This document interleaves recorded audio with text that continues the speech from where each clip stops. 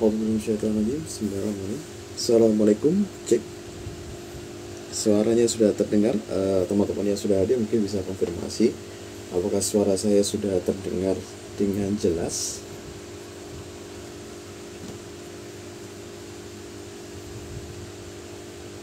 Boleh komen ya kalau ada terdengar ya. Bismillahirrahmanirrahim. Cek, cek.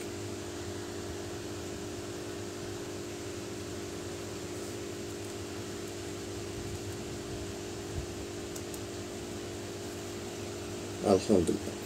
Terima kasih Kak Arfian, Kak Eno sudah konfirmasi. Alhamdulillah, izin saya buka. Bismillahirrahmanirrahim. Assalamualaikum warahmatullahi wabarakatuh. Alhamdulillah, innal hamdalillah nahmaduhu wa nasta'inuhu wa nastaghfiruh wa na'udzu billahi min syururi anfusina wa min sayyiati a'malina. May yahdihillahu fala mudilla lahu wa yudlil fala hadiyalah. Asyhadu an la ilaha illallah wahdahu la syarika lah wa asyhadu anna Muhammadan abduhu wa rasuluh la nabiyya ba'da. Allahumma shalli wa sallim wa barik ala Muhammad wa ala ali Muhammad kama shallaita ala Ibrahim wa ala ali Ibrahim innaka Hamidum Majid. Wa ala rabbi shrah li sadri wa yassir li amri wa hlul min lisani yafqahu qawli. Alhamdulillah. Disyukur kehadiran Allah Subhanahu wa taala, kita semua dipertemukan kembali di sore yang berbahagia ini. Afwan ya, sudah menunggu agak mundur beberapa menit. Tapi insya Allah kita segera akan langsung membahas suatu topik yang sangat penting tentunya di dalam mempersiapkan pernikahan ataupun sudah menjalankan pernikahan. Dan ini adalah menjadi sebuah topik yang sudah pasti nantinya akan kita alami. Ngomong-ngomong tentang manajemen masalah, nah teman-teman akhwat nih terutama banyak sekali memang teman-teman akhwat ini yang mengajukan pertanyaan.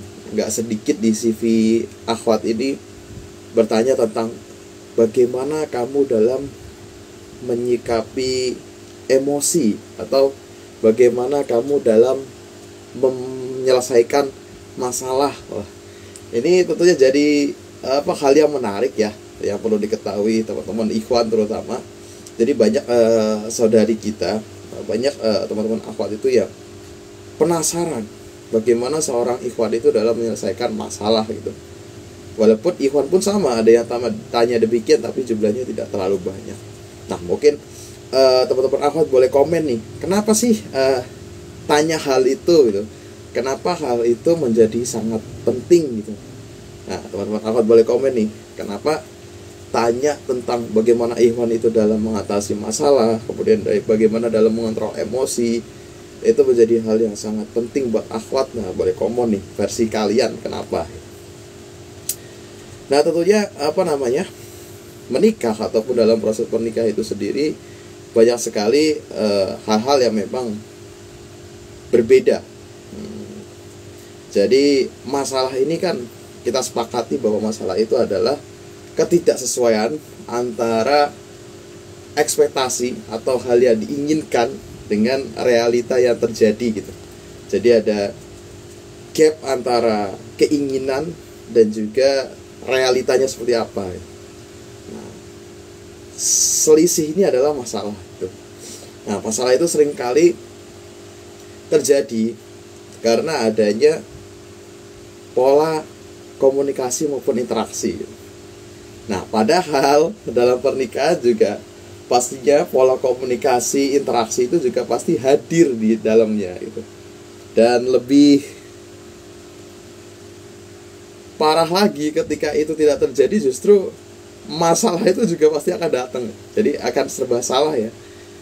Kita komunikasi juga memungkinkan adanya perbedaan, gesekan ide, gesekan perbedaan pola pikir, cara pandang. Kemudian kita jarang ketemu, jarang interaksi, itu juga jadi masalah gitu. Jadi sangat kompleks itu. Mulai dari orang yang intens berkomunikasi ataupun yang tidak berkomunikasi, itu pasti mengalami masalah gitu. Jadi gak mungkin kita bisa lepas dari masalah begitu saja itu.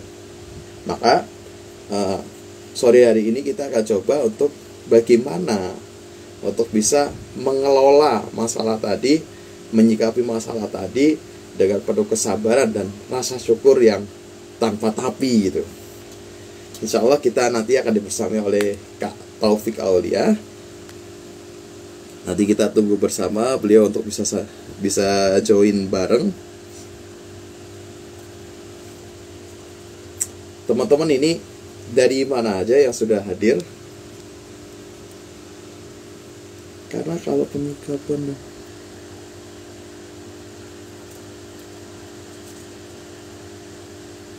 nah ini nih ada versi dari Kak Arikawa. Karena kalau penyikapan dalam masalah itu sendiri gak sejalan atau gak tahu malah bikin tabarunyam nama masalah. Nah, betul tadi ya.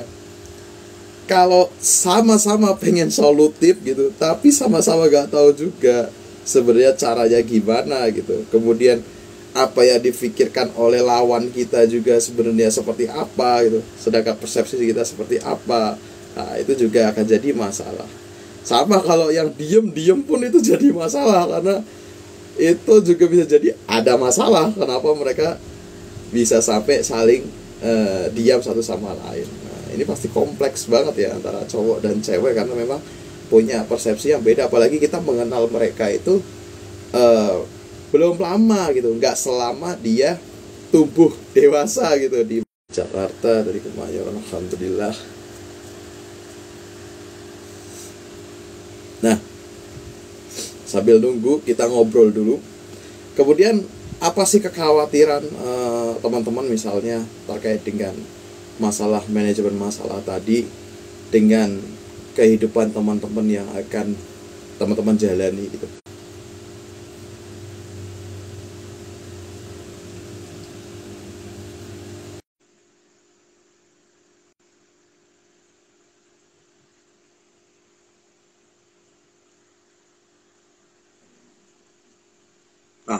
Insyaallah, alhamdulillah. Assalamualaikum Kak Taufik. Waalaikumsalam Bang Zikri. Alhamdulillah, akhirnya bisa connect. Tadi sempat deg-degan juga, sempat hilang sinyalnya.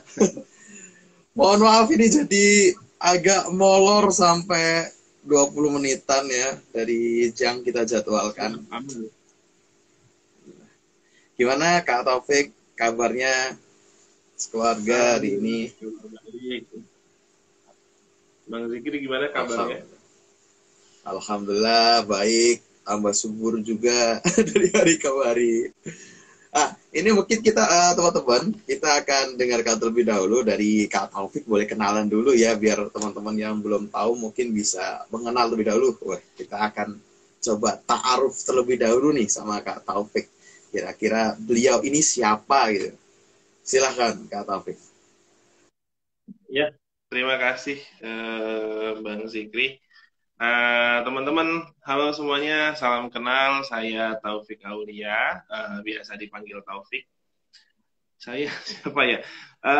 Mungkin kalau teman-teman ada yang berkenan, itu bisa cek ke Instagram saya. Saya sehari-hari biasanya rutin nulis di akun Instagram, juga di akun Tumblr. Dan buku pertama saya judulnya Sabar dan Syukur Tanpa Tapi. Mungkin seperti itu, Mas, perkenalan singkatnya. Baik, alhamdulillah.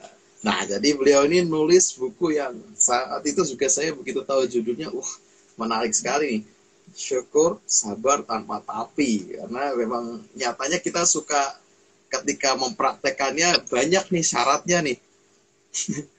Banyak tapinya gitu. Nah, hari ini kita coba akan belajar nih bagaimana caranya melakukan itu semua tanpa limit gitu ya. Alhamdulillah. Nah, sebelumnya Kak Taufik punya bayangan gak sih sebelum membersamai taruh online itu, sebelumnya kayak punya bayangan ini apaan gitu. Taruh online itu apaan gitu. Pernah punya pikir gak sebelumnya Kak? Taruh online itu apa gitu sebelum?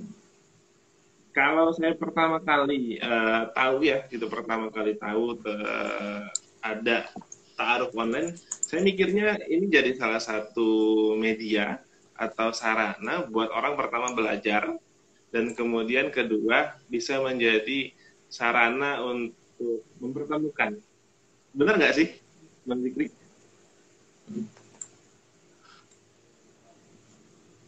Baik, berarti nangkep ya, maksudnya berarti punya gambaran tentang tarpaulin itu tadi, satu pertama untuk media belajar, kedua untuk mempertemukan. Alhamdulillah, berarti nggak salah nih buat mengkomunikasikan ini apa gitu. Jadi tarpaulin itu sendiri adalah sebuah aplikasi, atau ini kita kenalan dulu, aplikasi pencarian pasangan. Ya memang dibuatkan sebuah aplikasi gitu, gampangnya teman-teman semua bisa bikin CV, nantinya bisa taruh secara online, dan juga ketika pengen nador offline. Jadi nggak semuanya online, terus nikah juga online, enggak ya, tapi nanti nadornya juga offline, ditemani ustadz, dan nantinya ke tahap berikutnya bisa lebih dalam lagi dalam tataran keluarga. Alhamdulillah. Baik, kita langsung saja. Jadi keadaannya itu gini Kak. Banyak sekali dari teman-teman kita memang yang dalam CV itu kan kita buat 3 pertanyaan yang nantinya akan dijawab oleh calon pasangan yang memang ingin bertaruh dengan kita. Nah, dari laporan yang kami temui dari admin yang nge-approve CV, itu banyak sekali bahwa teman-teman akhwat itu bertanya tentang hal ini, tentang apa namanya, bagaimana kamu dalam menyelesaikan masalah gitu, bagaimana kamu dalam menangani ketika kamu dalam kondisi emosi gitu. Nah, akhwat ini banyak sekali yang mengajukan pertanyaan itu. Nah, tidak jarang juga ikhwan juga menanyakan hal itu, walaupun dari segi jumlah itu nggak terlalu banyak gitu. Nah, dari fenomena ini seperti bagaimana sih Kak Taufik semestinya seorang muslim itu dalam menilai sebuah masalah gitu, dan bagaimana seharusnya mindset seorang muslim itu ketika mendapat masalah kemudian coba untuk mengelolanya gitu. Baik, iya, itu pertanyaan yang saya rasa benar-benar penting untuk ditanyakan dan dipastikan ketika kita sedang mencari seorang untuk menjadi partner hidup kita gitu. Karena namanya berkeluarga ya, Bang Zikri, 2 orang akan hidup bersama 24 jam gitu ya, sepanjang hari gitu, seumur hidup, dan itu pasti sedikit banyaknya akan ada masalah, akan ada banyak konflik yang mungkin ditemukan nanti dalam bahtera bernama rumah tangga. Maka itu pertanyaan tepat banget gitu untuk menilai bagaimana si calon partner ini menghadapi masalah gitu atau menghadapi konflik gitu. Karena salah-salah nanti kita malah ketemu orang yang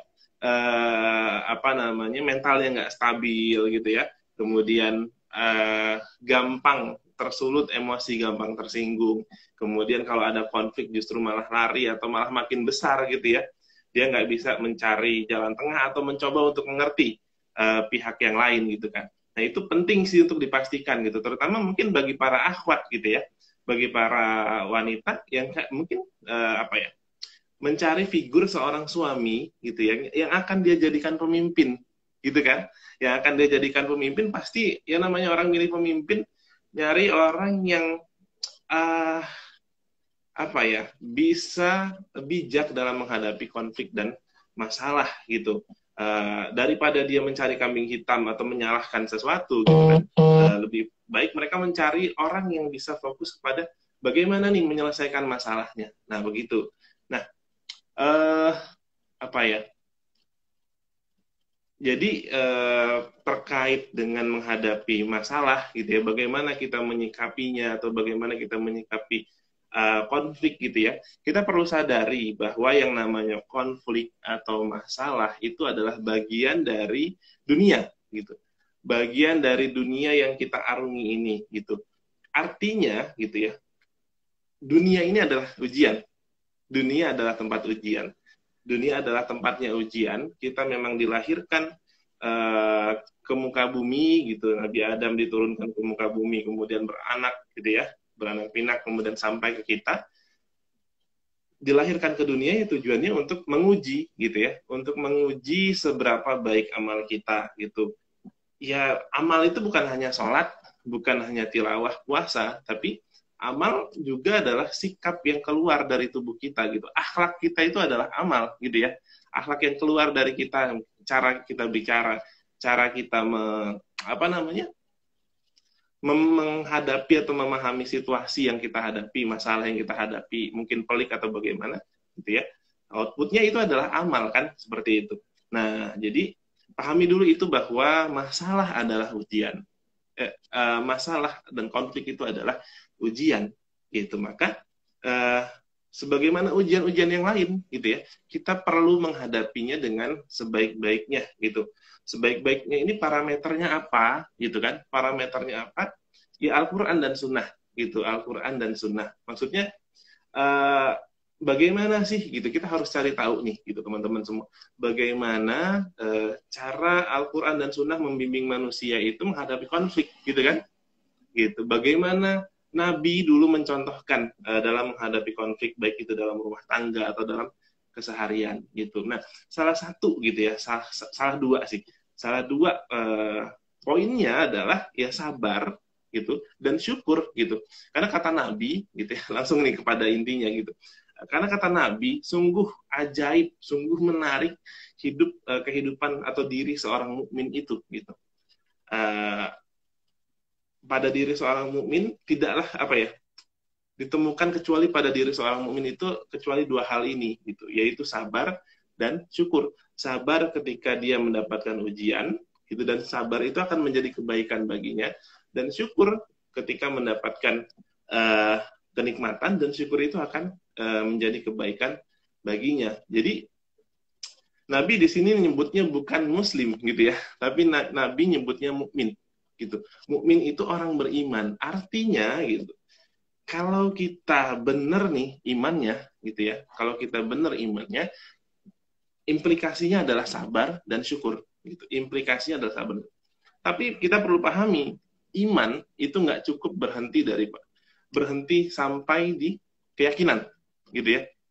Nggak cukup dengan menunjukkan KTP kita, mati lampu. Nggak cukup dengan menunjukkan bahwa nggak apa-apa ya, lanjut ya, nanti bentar lagi hidup nih kayaknya ngejepret. Nggak cukup dengan menunjukkan bahwa saya pakai lampu darurat sebentar. Baik. Jadi kita langsung praktek teman-teman, langsung praktek kesabaran ya kayak. Ini langsung praktek kesabaran gitu. Nah, iman itu nggak cukup berhenti sampai pada pengakuan gitu ya, label bahwa saya adalah orang beriman, bahwa KTP saya seorang muslim gitu kan. Tapi iman itu diyakini dengan hati gitu kan, diucapkan dengan lisan, dilakukan dengan perbuatan. Nah, tapi gitu ya, tidak ada iman jika tidak ada ilmu. Nah, jadi iman kita bukan hanya berhenti ke tadi gitu ya, pengakuan bahwa kita seorang mukmin, tapi iman itu juga harus dibangun dengan landasan ilmu, gitu ya teman-teman. Kalau teman-teman mau sabar, Kak, gimana caranya nih? Saya udah seorang muslim, saya seorang beriman gitu, tapi kok saya susah ya untuk sabar gitu, untuk menghadapi ujian, masalah, musibah dan sebagainya. Kalau dapat pertanyaan seperti itu gitu ya, yang jadi dugaan pertama kali adalah ilmunya sih gitu. Apakah kurang ilmunya gitu ya? Kalau saya berkaca pada diri sendiri gitu ya, saya jauh banget nih ilmunya gitu ya. Maksudnya ya ilmu saya mungkin kurang banget gitu ya. Nah, atau mungkin berkaca kepada lingkungan kita gitu ya. Maka kita perlu menuntut ilmu gitu ya. Bagaimana gitu membangun fondasi keimanan kita gitu. Karena iman itu kan rukun iman ada 6 gitu ya. Kita nggak cukup sekedar tahu tuh iman kepada Allah doang. Maksudnya iman kepada Allah sampai iman kepada hari akhir, qada dan qadar gitu. Nggak cukup sekedar tahu poin 6 itu. Tapi kita harus cari tahu bagaimana penjelasannya, gitu kan? Beriman kepada Allah. Allah itu siapa? Gitu. Allah itu bagaimana? Gitu. Kita harus cari tahu biar kita kenal gitu sama Allah gitu. Kita tahu bagaimana Allah menilai gitu. Maksudnya nggak cukup kenal dengan Allah, tapi harus cari tahu bagaimana Allah menilai gitu ya, baik buruknya seorang hamba. Hamba dikatakan baik kalau bagaimana, hamba dikatakan buruk kalau bagaimana, kalau dia baik konsekuensinya apa dari Allah gitu kan, buruk juga bagaimana. Sampai kepada iman kepada qada dan qadar gitu kan. Bagaimana cara kita memahami takdir ini, gitu kan? Bagaimana cara kita memahami takdir ini? Bagaimana cara kita memahami tadi dunia, gitu ya? Positioning dunia ini sebenarnya apa sih, gitu kan? Tempatnya ujian, gitu kan? Ya kan? Nah, seorang yang beriman gitu harus paham bahwa dunia ini cuma sementara, dunia ini cuma fana, dunia ini cuma sebentar, gitu. Bayangin ya, gitu. Kita orang hari ini, gitu, durasi umurnya di dunia itu mungkin rata-rata 60 sampai 70 tahun kan, gitu. Nah, saya selalu sering tuh bikin analogi seperti ini ya, gitu. Kita tuh hidup paling 70 tahun, 80 tahun, mudah-mudahan sampai 100 tahun gitu ya. Tapi tahun sekarang aja sudah tahun 2022 gitu kan. Artinya gitu, kalau kita dari tahun Masehi gitu ya, di tahun 1 Masehi dulu ada orang hidup kan di zaman itu gitu. Ada orang hidup lahir di tahun 1 Masehi gitu. Mungkin mereka meninggal di umur 60-an juga, di umur 80-an juga gitu kan. Artinya gitu, mereka di dunia cuma sebentar gitu loh. Mereka cuma di dunia itu cuma nggak nyampe 100 tahun. Setelah mereka 100 tahun hidup sampai hari ini gitu, dunia ini sudah berjalan lebih dari 1900 tahun kan gitu. Artinya fase kita hidup di dunia ini benar-benar sebentar banget teman-teman. Kalau kita coba simulasikan dalam kepala kita gitu ya, kan sudah dijelaskan. Nah, kalau kita coba nuntut ilmu ya gitu, bagaimana perjalanan manusia dari alam ruh gitu kan. Di alam ruh diminta persaksian sama Allah, kemudian kita dilahirkan ke dunia. Setelah dari dunia kita meninggal gitu kan. Nah, setelah meninggal kita ke alam kubur gitu. Nah, artinya tadi ya, orang yang meninggal di tahun 100 Masehi gitu, mereka sudah di alam kubur kalau berdasarkan waktu kita di dunia lebih dari 1922 tahun. Bayangin gitu loh. Lebih lama mereka waktu mereka di alam kubur daripada waktu mereka di dunia. Ya bayangin ya, gitu. Itu hal yang sangat mengerikan kalau kita bayangkan dan simulasikan dalam pikiran. Kita juga akan seperti itu nantinya. Gitu. Kita juga akan seperti itu, teman-teman. Jadi balik ke tadi gitu. Kita pahami bahwa dunia yang sebentar ini adalah tempatnya ujian gitu. Kalau kita benar-benar memahami itu, detailnya seperti apa. Ada sebuah hadis nih dari sahabat Bara bin Azib gitu yang menjelaskan bagaimana perjalanan ruh setelah kita mati gitu ya, sebelum dikubur gitu ya, itu ada perjalanan ruh gitu. Bagaimana dia dijemput oleh malaikat, bagaimana ruhnya kemudian dibawa ke langit gitu. Orang yang berdosa yang berbuat maksiat ditolak gitu, nggak boleh gitu masuk ke langit. Orang yang soleh disambut gitu dengan baik, kemudian dikembalikan lagi ke dunia, ke bumi gitu ya. Di alam kuburnya seperti apa. Kalau kita coba baca hadis tersebut gitu, nanti teman-teman silakan cari gitu ya, itu detail banget, panjang banget gitu. Kalau kita hayati benar-benar gitu, niscaya hati kita itu gitu, kalau hadis itu benar-benar kita yakini gitu, kita nggak akan merasa tanda kutip tenang untuk bermaksiat. Kita nggak akan merasa tenang ketika bermaksiat. Kita nggak akan merasa tenang ketika ada satu saja bagian dari hidup kita lalui dengan hal yang tidak Allah ridhoi gitu. Sabar gitu ya. Nah, balik ke sabar. Sabar itu pengertiannya, sorry ya, ada pengamen lewat di rumah kalau kedengeran suaranya berisik. Sabar itu pengertiannya adalah menahan diri dari hal-hal yang tidak disukai oleh Allah. Menahan diri dari hal-hal yang dilarang Allah, ya gitu. Lisan gitu ya, berkata kasar itu kan dilarang sama Allah gitu ya. Bahkan pikiran berprasangka buruk aja kan dilarang gitu ya. Nah, sabar sampai seperti itu, menahan diri dari hal-hal yang dilarang oleh Allah. Kedengaran nggak suara saya? Masih kedengaran? Nah iya, jadi tadi ya balik ke sabar nih teman-teman gitu. Sabar itu adalah menahan diri definisinya gitu. Nah kalau menurut Ibnu Rajab gitu ada tiga jenis sabar gitu. Pertama sabar dalam ketaatan kepada Allah. Ya, makin berisik ya. Pertama sabar dalam ketaatan kepada Allah.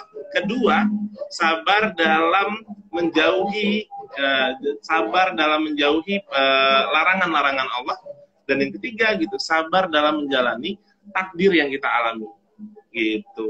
Jadi betapa sabar ini benar-benar apa namanya, apa ya istilahnya, implikasi dari iman yang benar itu adalah sabar gitu. Jadi kalau kita mau belajar sabar, belajar dulu fondasinya gitu. Pelajari dulu ilmu ya, yang itu untuk menyiapkan iman kita menjadi lebih tebal lagi, akidahnya gitu, ibadahnya dan lain sebagainya. Nah, kurang lebih seperti itu Mas, panjang ya. Gitu. Silakan. Masya Allah, Alhamdulillah.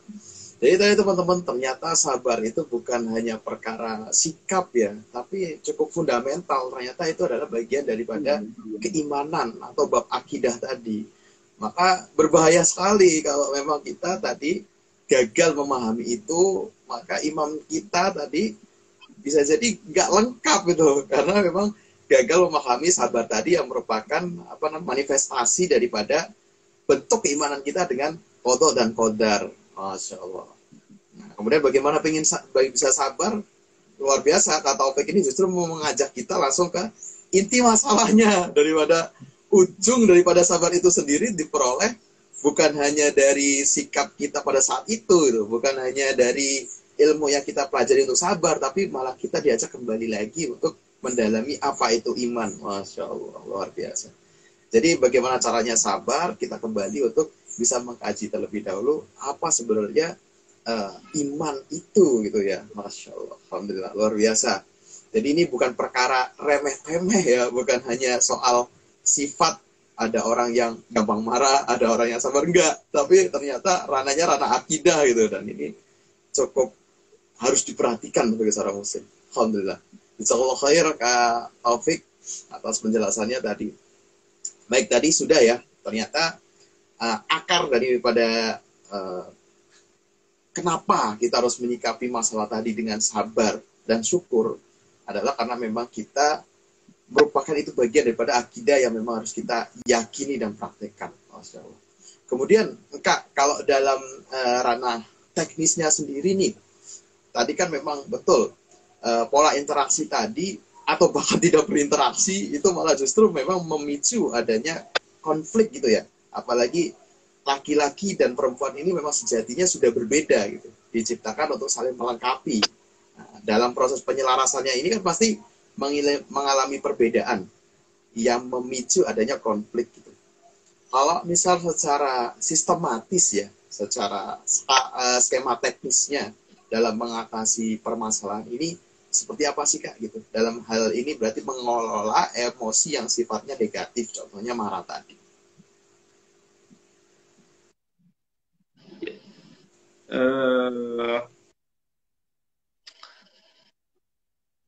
Langsung ke contoh ya Mas berarti ya. Boleh ya. Mungkin ada yang suka buburnya diaduk, ada yang enggak, terus akhirnya ribut gitu kan, disuruh tidur di luar.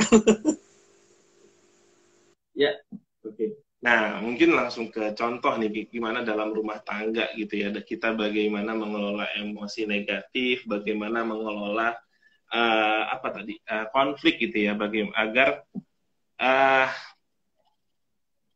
supaya konflik ini jangan semakin besar gitu ya. Nah, pertama yang bisa kita lakukan adalah kemampuan menahan diri gitu. Jadi kita sadari bahwa sabar itu tadi kan menahan diri gitu ya. Fakta yang kemudian nanti kita temukan dalam pernikahan, misalkan kita punya perbedaan dengan pasangan, pasangan kita ya tadi gitu, sesimpel kayak bubur ya. Pasangan kita bubur sukanya nggak diaduk, kita sukanya diaduk gitu. Kemudian di satu saat kita beli bubur dan dilalah uangnya cuma cukup buat beli satu mangkok gitu ya, gitu. Nah, di saat itulah gitu sebenarnya kita diuji gitu ya, bagaimana menghadapi perbedaan tadi gitu. Kalau kita nggak sabar menahan diri gitu ya, ya kita mungkin akan langsung berkomentar gitu. Nah, pertama ada dua hal yang perlu kita tahan, teman-teman. Oke lah, kalau pikiran mungkin nggak bisa kita tahan, karena pikiran itu kan berasal dari mindset kita gitu kan, kemudian terpikirkan begitu aja, nggak apa-apa gitu. Karena pasangan kita nggak akan tahu mungkin isi pikiran kita gitu ya. Nah, ya udah nggak apa-apa gitu. Nah, pertama yang harus kita tahan adalah lisan. Pertama yang harus kita tahan adalah lisan, teman-teman. Gitu. Jadi kalau kita punya kejengkelan, ketidaksukaan, keluhan, dan sebagainya, itu tahan dulu lisannya, gitu. Tahan dulu lisannya sebentar, gitu. Pikirin dulu, gitu. Pikirin dulu kata-kata apa yang mau kita keluarin, gitu. Pikirin dulu landasannya, gitu. Apakah ini adalah hal yang bisa ditolerir atau tidak, gitu. Maksudnya landasan ditolerir atau tidak tentu gitu ya. Kalau kita seorang muslim dan kita seorang mukmin, landasannya adalah kepada Al-Qur'an dan Sunnah, gitu kan? Gitu. Kalau ada hal yang kita benci gitu ya, ada hal yang kita benci dan itu adalah ranahnya akidah gitu, atau hal yang diharamkan oleh Allah gitu kan, jelas itu landasannya kuat gitu. Misal kita lihat, kita menemukan bahwa pasangan kita korupsi gitu, pasangan kita mabok-mabokan gitu ya, kita tahu gitu, jelas kita wajib melarang gitu kan, kita wajib mengingkari itu dan kita wajib melarang gitu kan. Tapi kalau itu adalah hal-hal yang masih bisa ditolerir gitu, hal yang dibolehkan gitu dalam agama gitu, kayak bubur gitu ya, diaduk atau nggak diaduk, itu adalah hal yang tidak diharamkan ya dua-duanya gitu. Itu hanya perbedaan preferensi gitu kan. Jadi mestinya jangan sampai kita terhadap hal-hal yang seperti itu gitu ya, kita jadi jadi sekeras itu penentangannya gitu kan, gitu, karena itu bukan hal-hal yang pokok gitu. Nah, jadi tahan dulu gitu kan, nah baru kemudian kita sampaikan gitu, sampaikan juga baik-baik pelan-pelan gitu, karena biasanya yang namanya emosi itu gitu ya, yang apa istilahnya, yang instan gitu, yang tiba-tiba, yang sekejap muncul kemudian tidak kita tahan, itulah yang sering menimbulkan konflik gitu. Karena kita nggak ngefilter gitu kan omongan yang keluar, sampai kemudian Indian kita sadar gitu. Indian kita sadar bahwa oh iya saya salah ngomong ya gitu. Mestinya kalau saya ngomong dengan cara yang lain, maka itu akan tidak melukai pasangan saya gitu. Nah, kemudian yang kedua adalah perlu kita tahan adalah anggota badan kita. Gitu. Tadi pertama lisan, kedua anggota badan kita. Karena lisan itu kan lebih tajam dari pedang ya gitu. Bisa menyakiti, lebih sakit daripada pedang gitu. Nah, jangan sampai pasangan kita, orang yang kita cintai, orang yang kita sayangi, yang kita punya niat untuk hidup seumur hidup dengan dia, malah kita sakiti dengan lisan kita gitu kan. Kalau sayang harusnya nggak menyakiti kan gitu. Nah, berikutnya adalah anggota badan kita. Jangan sampai anggota badan kita ini kita gunakan untuk apa? Menyakiti pasangan kita gitu. Meskipun nggak banyak, meskipun nggak terjadi di semua rumah tangga, tapi kan ada beberapa yang kemarin sempat viral gitu ya, yang baru nikah kemudian katanya di Twitter kan, saat pacaran dijadikan ratu, setelah menikah di KDRT gitu. Nah, jadi saya nggak tahu apa yang terjadi di mereka gitu kan, tapi itulah ya fakta bahwa kalau nggak punya ilmunya gitu ya, kalau dia nggak, gimana ya bilangnya, beda lah antara pacaran dengan menikah gitu kan. Mereka nggak hidup seharian full gitu kan, dan mereka cenderung menampilkan yang bagus-bagusnya aja dan nggak ngelihat yang jeleknya. Itu mungkin ketika sudah menikah kemudian jadi tahu nih jelek-jeleknya gitu kan, dan nggak bisa menahan diri gitu. Jadi ya akhirnya terjadilah KDRT itu. Jadi milikilah komitmen gini, ketika kita belum menikah gitu ya, milikilah komitmen gitu. Kita bicara ke lisan kita bicara ke tangan kita. Wahai lisan, wahai tangan, jangan sekali-kali nanti setelah menikah kamu menyakiti pasangan saya, kan seperti itu. Yang itu kendalinya ada di sini kan, gitu. Jadi kita tanamkan itu dulu, tahan diri kita. Yang berikutnya gitu, setelah menahan diri tadi, dua hal tadi, yang berikutnya adalah kita coba untuk mengerti, gitu. Kita usahakan kita punya ikhtiar untuk mengerti pasangan kita. Gitu. Kita punya ikhtiar untuk mengerti pasangan kita. Ya tadi ya gitu, kalau bukan hal yang mendasar fundamental gitu kan, terutama dalam hal agama gitu ya, yang dibolehkan oleh Allah, ya silahkan, kan nggak apa-apa kita berbeda dengan pasangan kita, gitu kan? Gitu. Masa iya gara-gara bubur gitu kan, kemudian berantem gitu. Padahal bisa dicari solusi gitu. Padahal bisa dicari solusi. Ya udah aduk aja separohnya gitu kan. Minta satu mangkok lagi ke abangnya dan sebagainya kan bisa sebenarnya gitu. Tapi karena kita punya ego yang tinggi tadi gitu, kita nggak mau nahan lisan kita gitu, kita sudah terlanjur melempar pernyataan yang mungkin menyakiti perasaan pasangan kita, dia tersinggung, dia balas lagi kan gitu, dia balas lagi, nggak terima digituin, ya akhirnya kan jadi berantem gitu. Tapi coba kalau kita menang dari awal gitu ya, nahan diri kita gitu kan, ya sayang gitu. Abang tahu kita berbeda dalam mengkonsumsi bubur ini gitu kan, gitu. Kita cuma punya satu mangkok, bagaimana kalau kita bagi dua gitu, satu diaduk, satu tidak, selesai masalahnya gitu kan. Daripada di awal nggak mau, abang maunya diaduk gitu, langsung diaduk sama dia, marah istrinya gitu kan, akhirnya berantem. Nah tadi gitu, tahan diri dulu gitu kan, tahan lisan, tahan tangan, coba untuk mengerti pasangan. Dari diri kita munculkan kehendak untuk melayani, memenuhi keinginan pasangan gitu, munculkan kehendak untuk membahagiakan pasangan tadi gitu. Bagaimana ya caranya supaya dia bahagia, saya bahagia gitu. Akhirnya muncullah solusi-solusi tadi gitu, kurang lebih Mas. Baik, alhamdulillah. Tadi saya di awal sempat mau ketawa tuh. Saya kasih analogi yang biasa gitu kan. Kak Taufik ternyata ngasih analogi yang lebih dalam tuh. Buburnya cuma satu. Di situ saya berpikir, repot juga ya kalau satu gimana nih. Kalau beda-beda, beda mangkok oke lah gitu. Tapi kalau satu, iya juga ya. Lebih repot. Tadi ada solusinya lagi dari analogi tadi Mas. Kalau nggak mau berantem gara-gara bubur satu mangkok, beli 2 mangkok, gitu kan? Kalau uangnya nggak cukup, maka berusaha lebih keras, gitu kan? Biar bisa beli mangkok 2. Beli bubur 2 mangkok gitu. Alhamdulillah. Dari semangkok bubur kita belajar banyak ya. Masya Allah. Baik, teman-teman, alhamdulillah tadi di mana ini berarti memang sesuatu yang memang dapat diterima ya Kak ya, maksudnya secara umum ketakutan itu memang umum dialami oleh akhwat terutama ya, dalam hal tadi untuk memastikan bahwa pasangannya ini benar-benar matang dalam segi kedewasaan, khususnya dalam mengolah emosi tadi, bahwa ternyata memang loh ada ketakutan untuk si akhwat ini terkait dengan pengendalian emosi daripada seorang ikhwan gitu ya. Lalu kemudian biasanya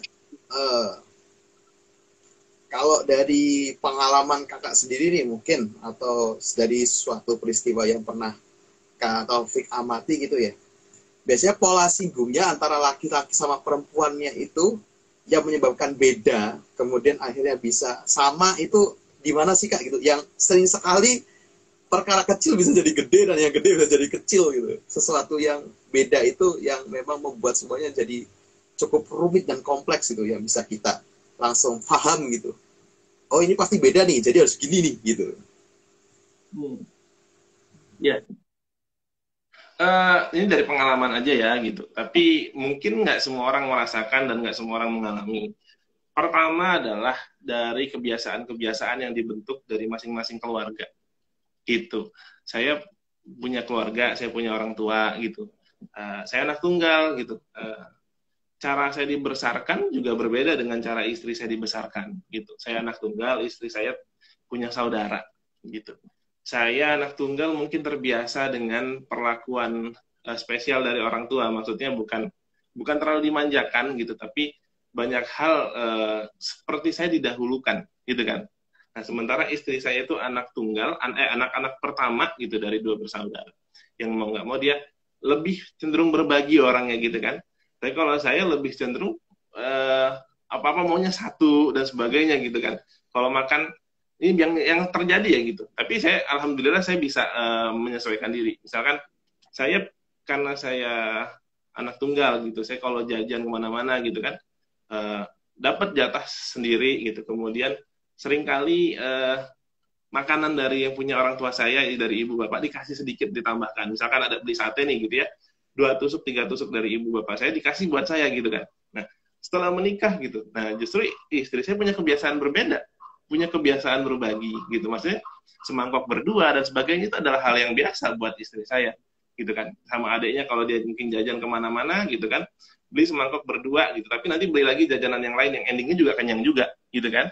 Tapi kalau saya punya kebiasaan ya udah beli satu gitu, banyak kenyang gitu kan. Nah, entah apakah ini karena dari pola didikan dan bagaimana gitu, hal sesimpel itu saya rasakan itu berbeda gitu kan, gitu. Tapi tadi gitu, saya rasa itu bukan hal yang apa ya, bukan hal yang fundamental, ya udah saya terima gitu, meskipun kadang-kadang gitu kan, meskipun kadang-kadang saya juga kadang pengen nambah gitu.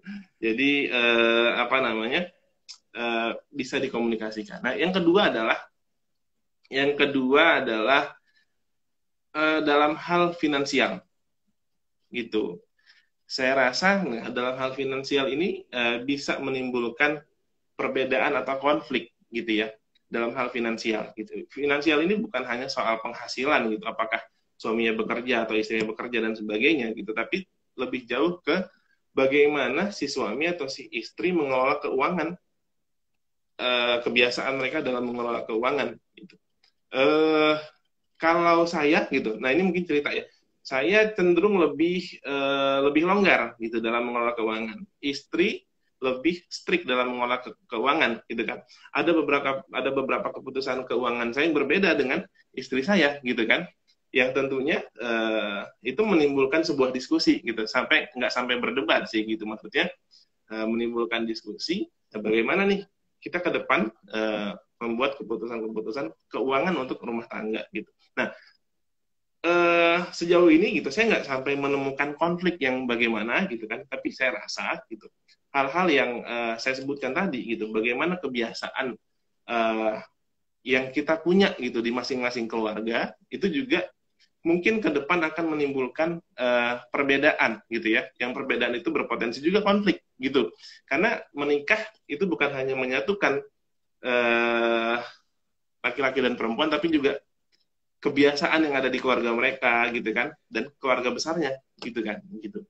Nah, jadi apa ya, mungkin contoh lainnya adalah tentang bagaimana kita berhubungan dengan mertua gitu, dengan orang tua. Setelah menikah situasinya akan berbeda, saya rasa gitu. Situasinya akan berbeda gitu. Kita sebagai anak yang sudah menikah akan menuntut atau menginginkan privacy lebih besar lagi daripada sebelumnya gitu kan.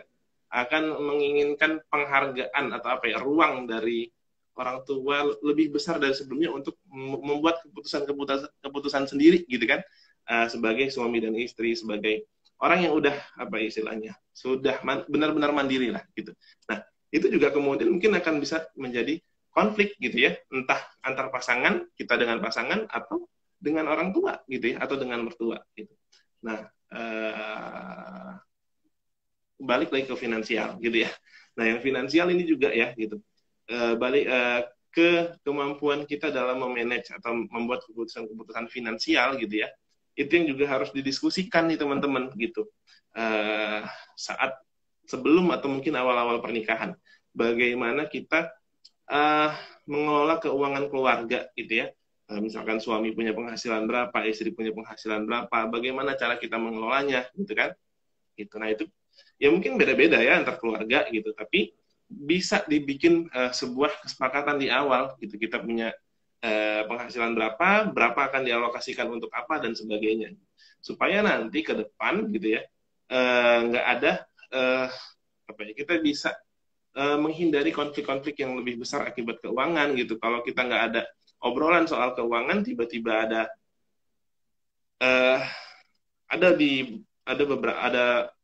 teman gitu ya, dulu saya sempat, sebelum saya nikah gitu, saya sempat dapat cerita gitu ya, karena mungkin nggak ada obrolan yang spesifik soal keuangan keluarga gitu, jadi ada kayak miskomunikasi gitu ya, siapa yang bayar listrik dan bagaimana gitu kan, akhirnya itu malah jadi konflik gitu, karena nggak ada kesepakatan nih siapa yang bayar listrik nanti gitu, siapa yang bayar air dan sebagainya gitu kan, dua dari uang siapa, karena dua-duanya bekerja gitu kan. Nah, karena nggak ada yang inisiatif saat itu ya sampai apa, mati listriknya kan gitu. Nah, akhirnya jadi berantem gitu. Kok belum dibayar sih? Kok aku yang bayar, bukan kamu gitu. Nah, jadi hal kayak gitu bisa diantisipasi dengan ngobrolin lah gitu soal alokasi pengeluaran dari keluarga. Nah, saya rasa dua hal itu sih yang berpotensi menimbulkan konflik di rumah tangga gitu. Masya Allah, luar biasa. Itu tadi teman-teman ya, ternyata jangan bicara tentang happy endingnya aja, ya. Maksudnya apa namanya, sesuatu yang aja gitu. Ternyata ada hal-hal yang memang sifatnya sangat kompleks dan perlu diperhatikan gitu. Dan ini juga bukan berarti kita akhirnya takut sekali gitu untuk menikah, nggak juga gitu, karena nanti dalam penyikapannya sendiri ada ilmunya gitu. Dan teman-teman semua tadi sudah dipandu bahwa gimana cara belajar sabar dan syukur itu sendiri, ya kembali lagi ke bagaimana kita mengimani dari setiap ketetapan Allah tadi, kemudian perbedaan tadi yang menjadi corak khusus ya, karena memang sebelumnya kita berada di kehidupan yang berbeda dengan pasangan kita, budayanya, kemudian status posisinya dalam keluarga, gaya hidup dan lain-lain itu kemudian dipersatukan gitu. Maka tolak ukur penyelarasannya adalah sesuai dengan petunjuk Quran dan Sunnah. Masya Allah, luar biasa. Nah, jadi tadi adalah kunci paling penting adalah fokus dengan solusinya dan juga pola komunikasi yang baik gitu ya, Kak Taufik ya. Iya, betul. Jadi Baik. Menahan diri, kemudian pola komunikasi, kebiasaan komunikasi yang baik, dan keinginan untuk mencari solusi. Gitu. Bukan keinginan, jadi dahulukan keinginan untuk mencari solusi daripada keinginan untuk memenuhi ego pribadi. Gitu. Oke, baik. Alhamdulillah. Berarti sebenarnya kalau di situ ketika kita ada hubungan komunikasi tadi, ada rasa buat nggak mau berkonflik, itu juga bisa jadi masalah ya, Kak ya, ketika memang itu tidak diselesaikan gitu. Kayak jadi bom waktu tadi, seperti kasus yang listrik tadi. Mungkin kan kita merasa kayak, udahlah nggak usah dibahas lah, nanti ribut lagi. Akhirnya malah mati jadi ribut gitu ya, Kak ya. Benar, gitu. Jadi apa ya tadi, menghindar gitu ya. Jadi adanya keinginan untuk tidak mau berkonflik, kita juga harus objektif gitu ya. Tentu kita mungkin secara manusiawi kita nggak pengen ada konflik gitu, tapi jangan jadi menghindar ketika konflik itu ada. Karena ketika konflik itu ada, sama aja kayak kita menanam bom waktu, benar gitu. Ketika konflik itu sudah kelihatan, sudah ada, jangan didiemin gitu, jangan dihindarin, karena kalau didiemin gitu ya, satu ketika itu bisa meledak gitu ya. Nggak tahu mungkin konfliknya apa, tapi itu bisa jadi potensi meledak gitu. Apakah konfliknya itu yang bertambah besar atau diperparah dengan munculnya konflik yang lain gitu. Yang gara-gara itu jadi bikin pertengkaran hebat gitu ya. Udah bertengkar hebat, udah gitu dibisikin setan. Nah, jadi setan juga musuh ya gitu. Maksudnya apakah setan dari dalam diri kita atau setan dari kalangan jin gitu ya. Karena kan iblis juga punya salah satu tujuan untuk apa istilahnya,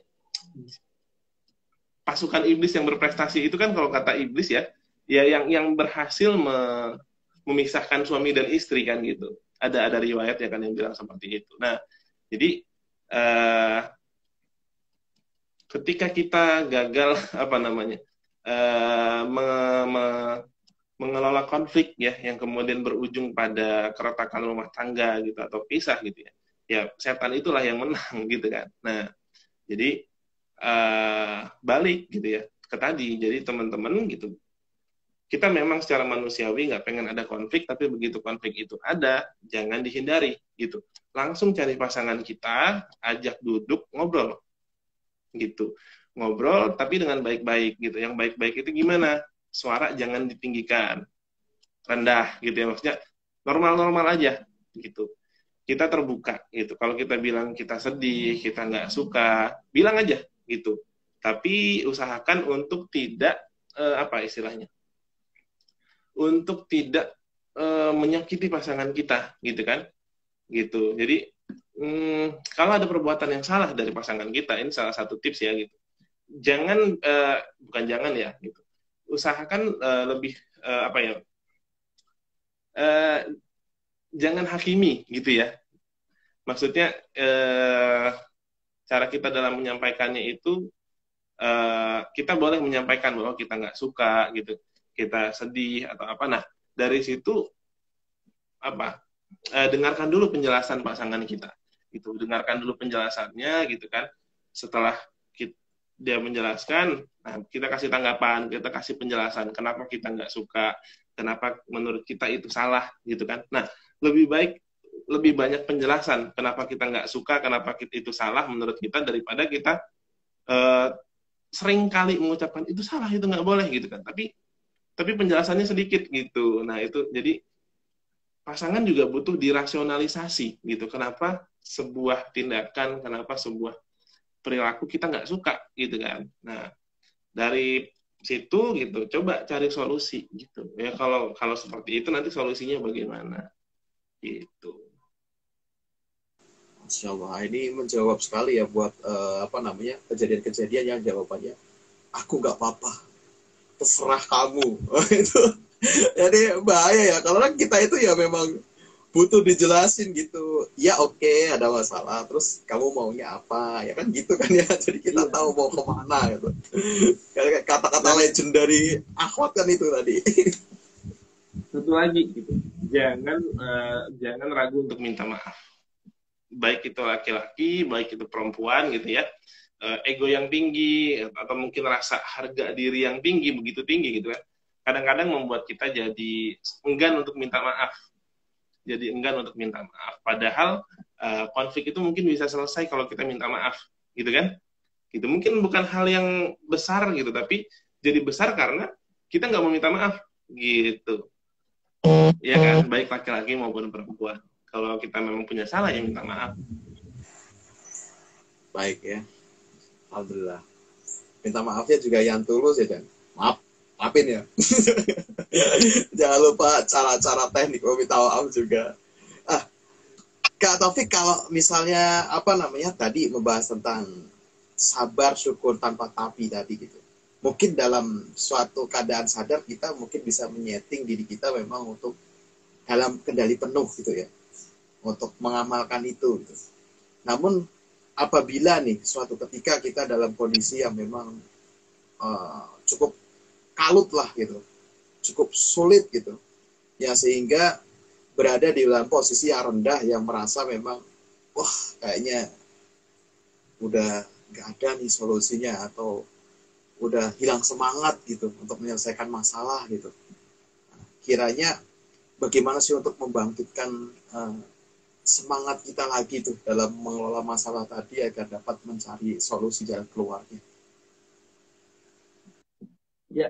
Oke, nah kalau kita ngerasa mentok gitu ya, mungkin itu ya istilahnya ya, kita punya masalah dan kita ngerasa mentok untuk nyari jalan keluarnya, gitu baik apa namanya di posisi istri maupun suami gitu ya. Kita udah ngobrol, kita udah tukar pikiran, ternyata masih belum ketemu titik tengah gitu. Ada dua yang bisa saya sarankan. Pertama, serahkan pada Allah, doa gitu. Seringkali gitu, saya membuktikan sendiri bahwa doa itu adalah senjata terkuat seorang mukmin gitu, senjata paling tajam dari seorang mukmin gitu. Karena kecepatan doa itu bisa apa istilahnya ya? Bisa lebih cepat daripada ikhtiar kita gitu loh. Uh, saya ngalamin sendiri ya, tapi mungkin ini bukan dalam hal konflik rumah tangga gitu, tapi dalam hal kemarin gitu ya, orang tua saya kena COVID gitu, kena COVID, ibu saya nggak mau ke rumah sakit, nggak mau ke rumah sakit, sementara saat itu saturasi oksigennya udah 82. Saya butuh waktu 5 hari sampai meyakinkan ibu saya untuk mau ke rumah sakit. Saat itu saya nekat, emang tinggal bareng gitu, tinggal bareng, saya ngurusin semuanya. Alhamdulillah saya tetap negatif gitu. Nah, saat itu saya nggak berhenti berdoa, tapi di hari kelima itu saya bilang ke ibu saya bahwa, Mak, coba sekarang saya nggak akan meyakinkan lagi gitu, nggak akan maksa-maksa lagi ke rumah sakit gitu. Saya udah pasrah, tapi coba Mama berdoa sama Allah, minta sama Allah setiap habis sholat, setiap ingat gitu kan, saat ini juga minta sama Allah, ya Allah, berikanlah petunjuk kepada hamba, apakah hamba harus tetap di rumah atau ke rumah sakit. Siangnya saya bilang seperti itu, paginya ya saya bilang seperti itu. Ketika ibu saya sholat zuhur itu, di hari itu, entah bagaimana kata ibu saya ada semacam bisikan, kamu harus sembuh, kamu harus sembuh. Ada bisikan seperti itu yang setelah dapat, ya nggak tahu apakah itu benar bisikan atau mungkin dari dalam pikirannya, yang setelah itu badan ibu saya jadi lebih segar dan mau ke rumah sakit gitu, punya keinginan untuk sembuh lebih kuat dan mau untuk ke rumah sakit gitu. Sebelumnya nggak mau ke rumah sakit karena terpengaruh hoax gitu, terpengaruh hoax yang tersebar mana-mana itu gitu. Nah, sampai saya nggak bisa meyakinkan, tapi begitu kita serahkan ke Allah gitu, saya berdoa, saya minta ibu saya berdoa sespesifik itu gitu. Allah yang ini, Allah yang meyakinkan gitu, tanpa saya harus maksa. Itu beneran kejadian. Kata ibu saya, oke, Mama mau ke rumah sakit. Saat itu juga langsung kita ke rumah sakit. Alhamdulillah sembuh sampai hari ini. Dari saturasi oksigennya udah 82. Gitu teman-teman. Jadi jangan remehkan kekuatan doa. Itu beneran terjadi dan mungkin ada ustadz yang ngasih ceramah waktu itu ya untuk rumah tangga. Kenapa sih istri saya seperti ini? Kenapa anak saya seperti ini? Gitu. Kemudian dari ustadz cuma ngasih solusi. Doa. Doa sama Allah gitu. Ada doa-doa yang sudah dianjurkan oleh Nabi, yang dicontohkan para sahabat gitu kan, untuk anak dan istri gitu, untuk keluarga. Amalkan doa itu setiap hari. Dan ternyata benar setelah orang yang bertanya ini mengamalkan doa tersebut gitu, perilaku anak dan istrinya berubah gitu, jadi lebih baik gitu kan. Ada doa mungkin misalkan Rabbana hablana min azwajina wa dzurriyyatina qurrata a'yun waja'alna lil muttaqina imama gitu. Kita minta sama Allah supaya anak dan istri kita menyejukkan pandangan gitu. Bayangkan itu doanya memang dalam sekali gitu. Kita minta yang anak dan istri menyejukkan pandangan gitu. Yang mulai dari perkataannya, sikapnya, tingkahnya gitu kan. Nah, seperti itu. Jadi doa dulu pertama. Yang berikutnya adalah yang kedua gitu ya, cari pertolongan gitu. Cari pertolongan ini maksudnya jadi bagian dari ikhtiar gitu. Ketika ada konflik yang mungkin kita nggak bisa handle gitu, cari pertolongan orang lain ya gitu maksudnya. Tapi bukan sembarang orang gitu. Bukan sembarang orang, maksudnya cari pertolongan, kita jadi cari teman curhat dan sebagainya. Enggak kayak gitu gitu. Tujuannya bukan untuk curhat. Tujuannya bukan untuk curhat, tapi tujuannya adalah untuk mencari solusi, menyelesaikan konflik gitu. Jangan sampai kita laki-laki nih dari teman curhat, teman kantor cewek gitu kan, ya ujung-ujungnya jadi layangan putus nanti gitu kan. Atau dari perempuannya nyari teman curhat cowok, teman-teman lamanya gitu, teman SMA-nya gitu, ya nggak kayak gitu gitu. Tapi cari orang yang memang punya kapasitas gitu untuk mendengarkan kita gitu kan, untuk memberikan solusi atau untuk memediasi gitu antara suami dan istri gitu. Karena apa ya, pertama gitu ya, barangkali perkaranya adalah komunikasi gitu pertama, atau barangkali kita kurang wawasan gitu, kurang komunikasi karena kalau ngomong berdua gitu ada mungkin masih dikuasai ego dan sebagainya, jadi maksud sebenarnya nggak tersampaikan, jadi memancing pasangan kita tersinggung dan sebagainya kan. Tapi kalau di mediasi hal-hal itu bisa diminimalisir gitu. Ada orang yang membantu kita untuk menggali gitu, masalah sebenarnya ada di mana gitu kan, solusinya bagaimana gitu untuk masing-masing. Nah, ada orang yang bisa membantu. Makanya kayak konsultan-konsultan pernikahan itu mulia banget sih menurut saya gitu. yang bukan hanya membantu orang untuk menikah, tapi juga membantu orang untuk menyelesaikan permasalahan yang dihadapi di dalam rumah tangga. Gitu. Kemudian dua itu ya gitu. Jadi cari orang yang memang capable untuk menjadi mediator. Tadi adalah perkara komunikasi. Yang kedua adalah kurang wawasan gitu. Barangkali kita kurang wawasan, kita kurang ilmunya gitu loh.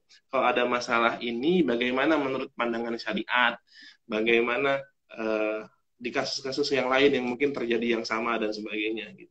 Dan bagaimana penyelesaiannya. Jadi adanya orang yang membantu kita untuk menyelesaikan konflik itu diperlukan. Di dua tadi, doa dan cari ikhtiar, cari pertolongan, bantuan. Gitu. Baik, alhamdulillah. Itu tadi ketika kita memang sudah mentok buat mikir sendiri, ada optional doa dan juga ada untuk minta bantuan ke orang yang memang mampu untuk menyelesaikan hal itu. Kita anggap yakin untuk menyelesaikan hal itu. Karena betul tadi seringkali kita fokus aja nih dengan ikhtiar yang sifatnya fisik kelihatan gitu. Kita gini, kita gitu gitu. Kita lupa bahwa doa itu bagian ikhtiar gitu. Jadi jangan lupa bahwa itu senjata kuat juga. Jadi kita duduk-duduk gini kan. Duduk-duduk santai gini, cuman merem berdoa. Ternyata nyelesain, wah Allah langsung gitu. Solusinya langsung dari langit, luar biasa. Dan tadi kalau misalnya mau minta bantuan orang juga harus dilihat konteksnya sama siapa nih, beliau itu benar bisa nyelesain atau enggak gitu. Jangan-jangan malah kita mendatangkan orang yang malah memperkeruh. Nah, ini bahaya, nggak menyelesaikan konflik, justru malah tambah kalut suasananya. Masya Allah, alhamdulillah. Teman-teman semua, kita sore ini dapat ilmu banyak dari Kak Taufik. Dan buat teman-teman yang mungkin pengen baca lebih lanjut nih untuk sabar dan syukur tanpa tapi nih Kak, kira-kira bisa dapat bukunya di mana Kak? Ya, bukunya ada di Gramedia, atau kalau teman-teman cari juga ada di toko-toko buku yang di e-commerce, di Shopee atau di Tokopedia, itu ada. Jadi teman-teman bisa cari di situ. Masya Allah.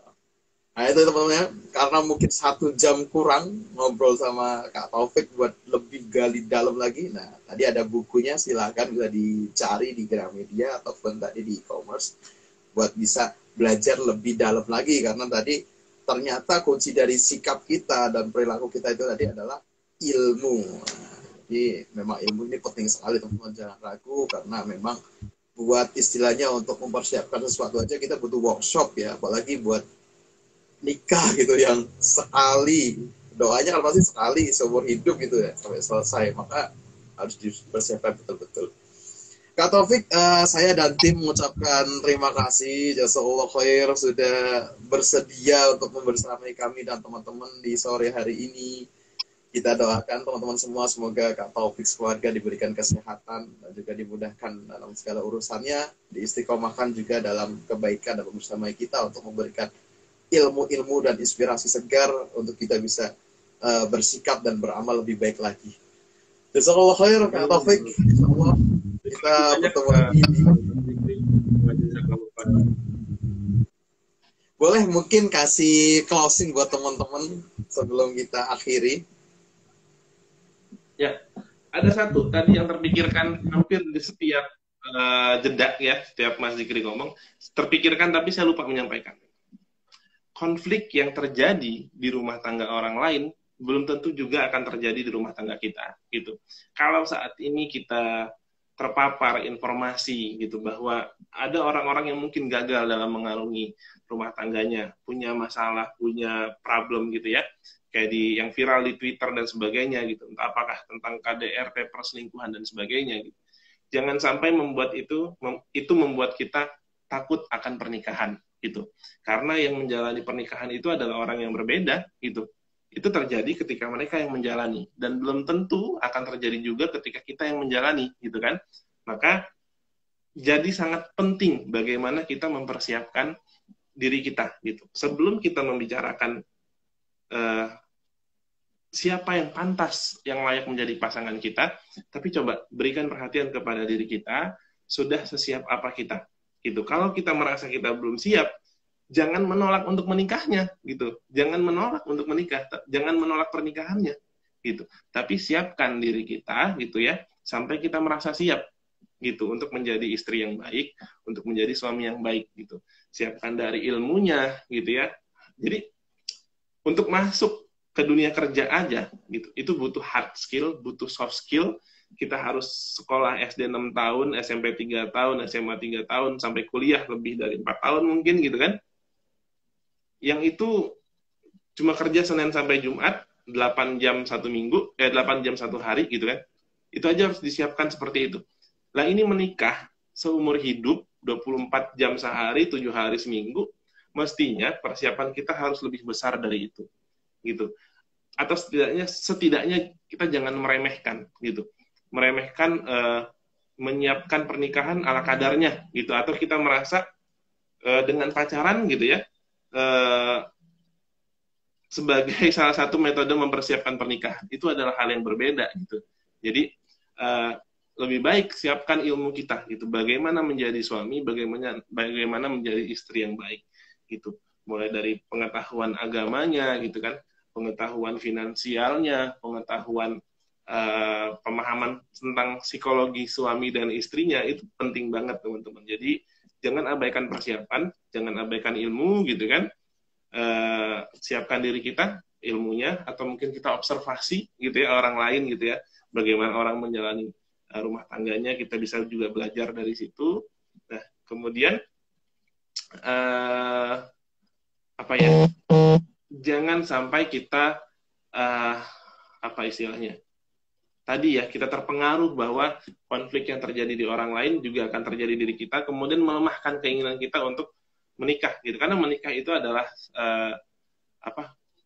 cara menyempurnakan separuh agama kita gitu kan. Maknanya adalah gitu ya, menikah ini adalah ibadah seumur hidup gitu. Ibadah yang berat tapi bisa mungkin gitu, karena kita punya contoh nabi gitu, nabi yang mengajarkan tata caranya gitu, bagaimananya gitu, bagaimana membangun sikapnya gitu, dicontohin kok gitu. Bagaimana nabi romantis juga dicontohin gitu kan. Jadi jangan merasa sendirian, jangan merasa kurang referensi, kuncinya adalah belajar. Itu kurang lebih. Insyaallah. Alhamdulillah, itu tadi teman-teman ya. Jadi kita bisa lebih semangat lagi buat belajar, kita juga lebih tahu lagi kenapa kita harus belajar, karena memang penting sekali. Kak Taufik juga yang sudah berumah tangga masih belajar terus, apalagi kita yang masih jomblo-jomblo ini. Jadi harus berusaha lebih semangat lagi. Jazakallah khair Kak Taufik sudah bersamai teman-teman semua. Semoga ilmu yang diberikan oleh Kak Taufik ini menjadi pencerahan bagi kita semua, dan untuk memperbaiki amal kita juga agar jadi ilmu yang manfaat. Mari kita amalkan apa yang sudah disampaikan, dan semoga Kak Taufik selaku orang yang menjadi wasilah, semoga juga mendapat cipratan pahala dari amal jariah yang memang beliau sampaikan. Jangan lupa tadi kalau misalnya pengen buat nambah wawasan, nambah ilmunya lagi, bisa beli bukunya atau bisa follow juga untuk di IG-nya Kak Taufik untuk bisa dapat updatean-updatean yang bisa menambah over kita semua.